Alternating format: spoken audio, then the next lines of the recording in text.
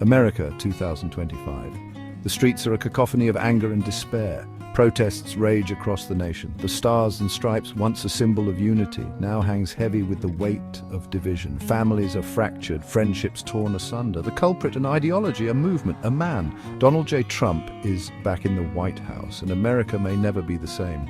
The years since his tumultuous departure had done little to quell the flames of discord he had so skillfully ignited.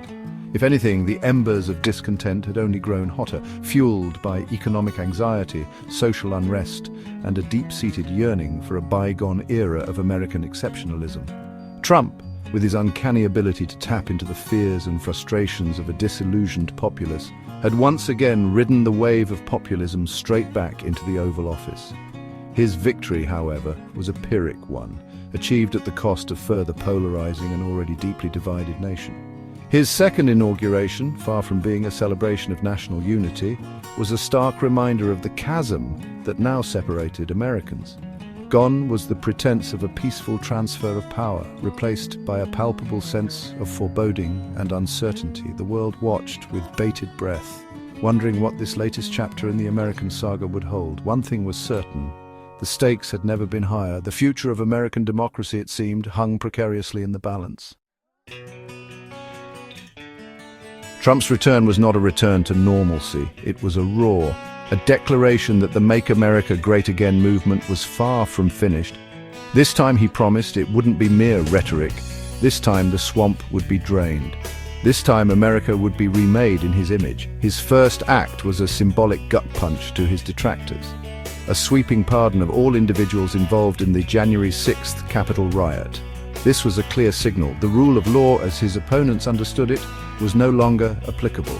He followed this up with a series of executive orders, each one a carefully calculated jab at the heart of the liberal establishment.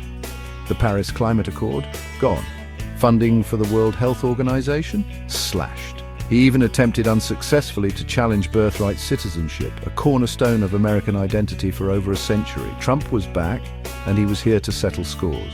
But it wasn't just about vengeance. It was about legacy. He intended to leave an indelible mark on the nation, a legacy that would outlive his presidency. And the cornerstone of that legacy was Project 2025. This ambitious, some would say radical, initiative was touted as a comprehensive plan to streamline the federal government. In reality, it was a thinly veiled attempt to dismantle the administrative state and replace it with a system that reflected his own often contradictory worldview.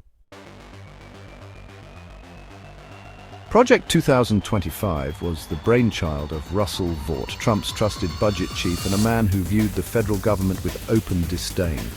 Vought, a self-proclaimed acolyte of the late Grover Norquist, believed in a government so small you could drown it in a bathtub. Project 2025, then, was his magnum opus, a blueprint for achieving just that. The plan was audacious in its scope. It called for the mass firing of federal employees deemed disloyal or deep state operatives. Entire government agencies, particularly those deemed unnecessary or hostile to Trump's agenda, were to be restructured or outright eliminated. Diversity and inclusion programs, seen as bastions of liberal indoctrination, were the first to go. The implementation of Project 2025 was swift and brutal. Long-serving civil servants, many with decades of experience, were shown the door. Agencies were gutted, their functions either outsourced to private contractors or simply left to wither on the vine. The machinery of government, once a well-oiled, if somewhat bureaucratic machine, began to sputter and stall. The chaos was palpable. The expertise and institutional memory built over generations were being systematically dismantled, replaced by a revolving door of political appointees, many of whom lacked the experience or qualifications for their positions. The result was a government in disarray, ill-equipped to handle even the most basic of its functions. As tensions rise within the organization, cracks begin to show. The internal strife becomes more apparent, affecting morale and productivity. Outside, the public is increasingly vocal, their outcry growing louder with each passing day. It's clear that something needs to change, and fast.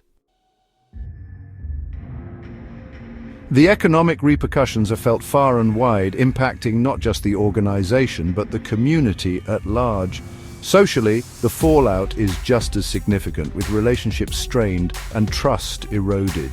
The effects are long-lasting and the path to recovery seems daunting.